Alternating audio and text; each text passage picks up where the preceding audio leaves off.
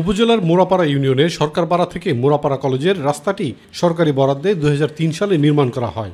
2009 সালে প্রভাবশালী এক ব্যক্তি রাস্তা দখল করে একটি গোডাউন নির্মাণ করে। এতে ভোগান্তিতে পড়েছে সরকারি মোড়াপাড়া কলেজ ও মোড়াপাড়া পাইলট উচ্চ বিদ্যালয়ের 10 সহস্রাধিক শিক্ষার্থী সহ স্থানীয় লোকজন। বর্ষাকালে কলেজের দক্ষিণ পূর্ব দিক দিয়ে শিক্ষার্থীদের দূষিত হাঁটু পানি পেরিয়ে কলেজে আসতে হয়। এই পানি দিয়ে কলেজে আসার সময় অনেকে পড়ে গিয়ে আহত হচ্ছেন। রাস্তাটি পুনরায় খুলে দিলে শিক্ষক শিক্ষার্থীদের ভোগান্তি অনেকটা কমে আসবে বলে জানান তারা। কলেজে আসার জন্য আরেকটা রাস্তা আছে, ওই রাস্তাটা বন্ধ করে দিয়ে ওরা মিল ফ্যাক্টরি করতে, তো ওই রাস্তাটার জন্য আমরা চলাচল করতে পারি না, আমাদের অন্য দিক দিয়ে আসতে হয়। আমাদের অনেকখানি ঘুরে আসতে হয়, বর্ষাকালে হাঁটু জল থাকে, এই জন্য আমাদের আসতে অনেক সমস্যা হয়। পানি জমার কারণে আমরা আসতে পারি না, মানে আসতে অনেক সমস্যা হয়, বা আসতে গেলে ড্রেস ভিজে যায়। অনেকদিন পর্যন্ত আমরা ওই রাস্তাটা চলাচল করছি, কিন্তু এখন আর ওই রাস্তাটা দেখতেছি যে ওই রাস্তাটা ইটাগুলো পর্যন্ত নাই। তারা আসলে এই জায়গাটা দখল করে ওই রাস্তাটা বন্ধ করে দিয়েছে।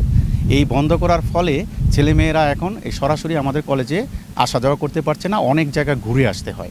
রাস্তাটি পুনরায় চালু করতে প্রশাসনের সুদৃষ্টি কামনা করেন কলেজের অধ্যক্ষ।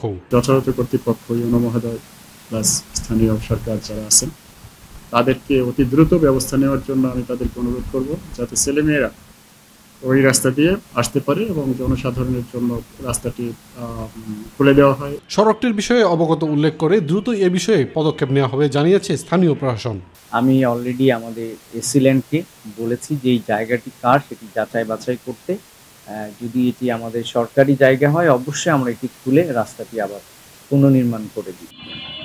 ইলিয়াস কমল, মাই টিভি।